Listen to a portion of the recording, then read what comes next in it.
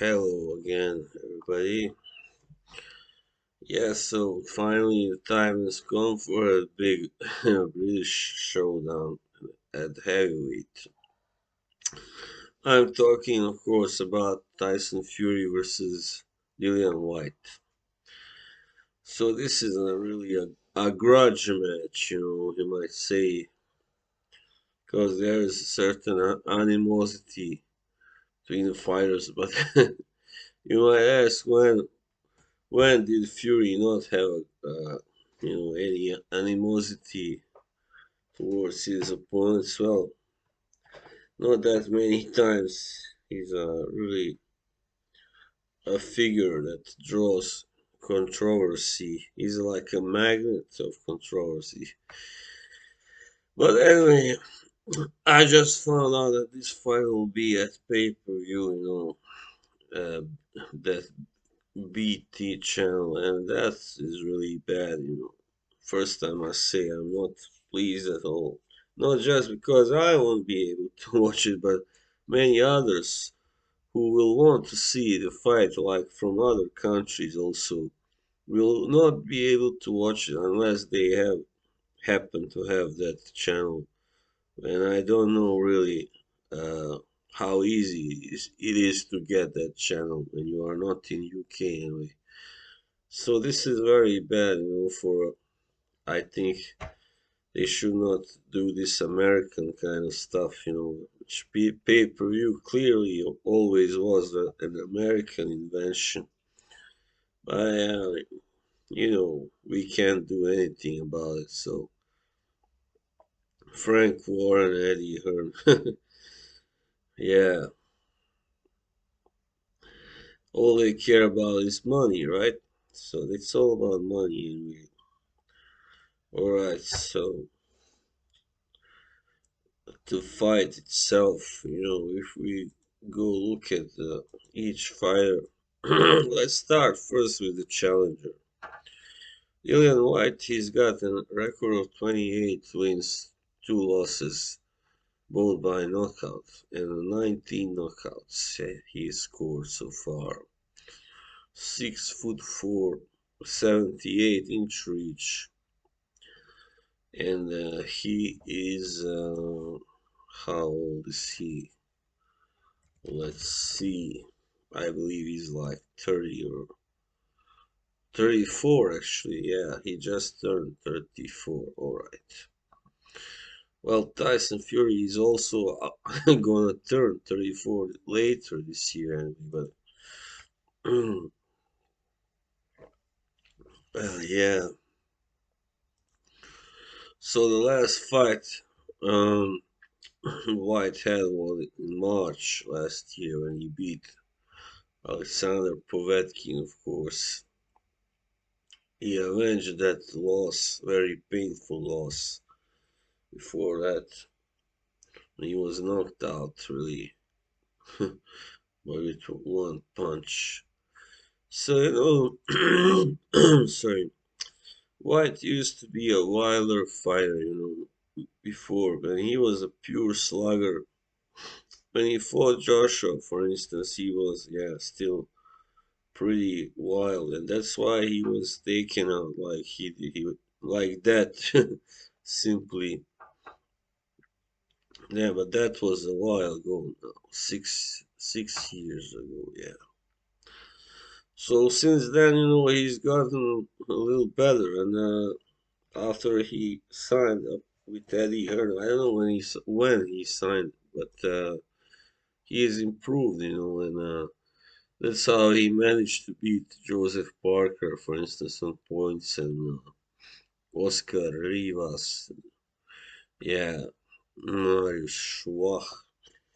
So he still doesn't have a really big. I mean, Joseph Parker was his biggest win, and that was very, you know, close and somewhat controversial because he got butted, Parker, in that first knockdown. The White score should have been allowed as scored as a knockdown. But anyway, you know, as I said, he of course can be knocked out but in that first Povetkin fight, he was winning. So he got a little ahead of himself, and he's always his main weakness will always be that he's slow. He's very slow. He's very heavy. But at the same time, he's you know, a very strong guy, of course, who can punch, and you never wanna, you never wanna play with him. You never wanna, walk. Simply, you never let your guard down with him. And, that's all I can say. I mean, I could go on and on about his style and his technique, but it's obvious. I mean, he likes to jab and then work off the jab and land the big punches. That way, he's become, as I said, a little more stable and less wild. A more patient fighter, definitely, and yeah, methodical even. All right, that was Dillian White. And now Tyson Fury, of course, he's much taller, 6'9". He's got a much bigger reach, 85 inches. So wow, it's really amazing that this guy can be as good as he is, right? With that size. And he's weighed, even though Dillian White has also weighed about, well above, well above 240 pounds, or 250 actually. Sorry. But Fury has consistently been, especially in his last two fights against Wilder, he's coming at like 273 and 277, that last one. So, he's a very heavy guy, of course, naturally. And yeah, I mean, he's just simply learned how to box and move, and which he had to do, when he came back against Wilder. He was not, in a shape to go have a brawl, go all out. So he had to box. He had to learn how to really move and jab. Yeah, but also after he hooked up with Hill, was it? Sure, the nephew of Emmanuel Stewart. Yeah. After he hooked up with him, he became a better puncher also. Yeah, so he won three of his last four fights by stoppage. And the only one to go the distance with him was Otto Wallin, of course. That was a pretty good, tough fight, yeah. Alright, so the problem, should I say, with Fury is we have seen him against Wilder, and he has mainly built his greatness by beating two fighters, which are, of course, Vladimir Klitschko first, and then Deontay Wilder. But the problem is that Klitschko was already, past his best and was almost 40 years old, while Wilder never was that good. He just had that big right hand. That's pretty much all. Not a boxer, definitely. So, we don't know now, and knowing that he kind of struggled against Wallin as well, um, we don't know how well he will do against Dillian White. I mean, most people expect him to win, I believe, but there are a few that also give White a chance to win. And I can see that definitely. Yeah, I mean, why not? As I said, White has improved also in the recent years. But despite that knockout loss to Povetkin, he has really shown that he can compete among the best. He's not the best, but he's a tough opponent for anybody. And the problem with Fury, as I said, when he's now taking on someone who is not like a giant like Wilder, because giants have problems with their, balance and their footwork. Often is not very good, even though Wilder was not that, bad in that department, but still, you got a fighter who is like shorter, stockier, heavier, can hit also pretty hard, and those guys are not so easy to knock out or stop. Yeah, it only happens usually when like against Povetkin, he gets carried away.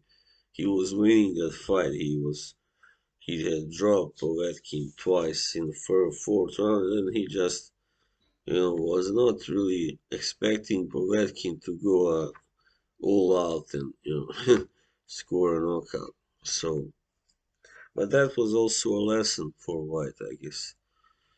Um, Still, having said all that on paper and having seen both guys, I would still say that Fury is the better fighter. Yeah, without a doubt.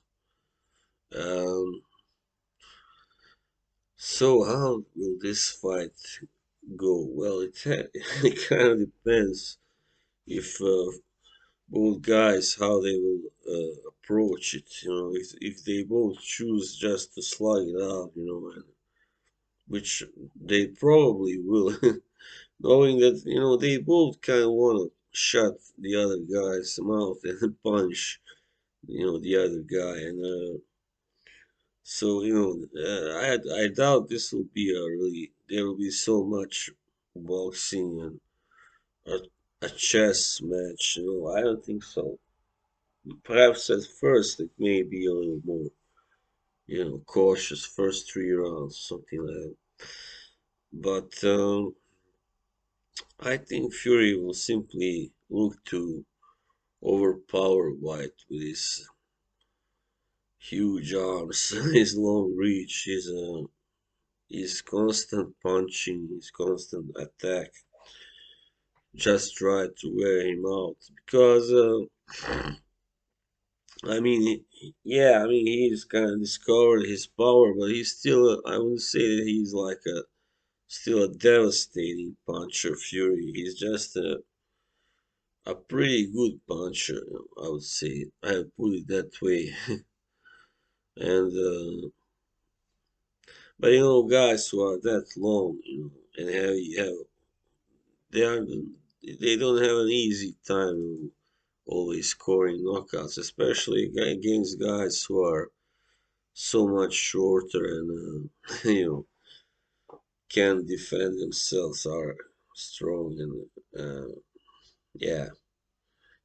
Don't just stand there in front of you like Wilder did pretty much in both those last fights. Yeah, I mean Wilder was an easier target definitely, also because he was almost the same height as Fury, just a little shorter, and then of course it's easier to hit the target when it's right there on your eye level, but when it's there down there below somewhere, you get my point. It's a different game, a different ball game. Yeah. So what may happen? Let's see. Let's put it way. White. What he should do to win is simply, wait for Fury to come in and simply try to catch him with uppercuts would be the best thing, of course, to fight a taller guy who is much taller. Countering, just countering, not going forward so much, not punching first so much, but countering. So that's the best way to fight a guy like Fury. And that's something Wilder couldn't do, of course, not so well, obviously. So yeah, you must counter, and of course try to tie him up and use your strength and to make it as tough as possible for Fury. your yeah, your weight, your strength, everything. Wrestle, yeah, wrestle also as much as possible. While Fury, he should just stick to doing his to bombing White from the outside with his jabs, with his punches, long lefts and rights, boom, just pretty much like he did against Wilder, especially the first time. Just try to get him out of there, but not go all out, of course, so that you punch yourself out too early. And I think he will start a little slow the first 3 or 4 rounds, and then just start throwing in. So my prediction is this. I think still Fury wins either way, most likely, unless even if White is able to catch him, flush and knock him down. We have seen that it doesn't really help. Against Wilder the first time he was not such a good shape, Fury, but he still got up, from that terrible punch in the last round. So he's a really tough cookie, very determined, yeah. But so is White. So that's why I expect a really good fight from Dillian Whyte. um, this might end like again in the 10th or 11th round, maybe ninth or 10th. I expect White to at least last to the late rounds, like the ninth round at least in this fight. Yeah. Uh,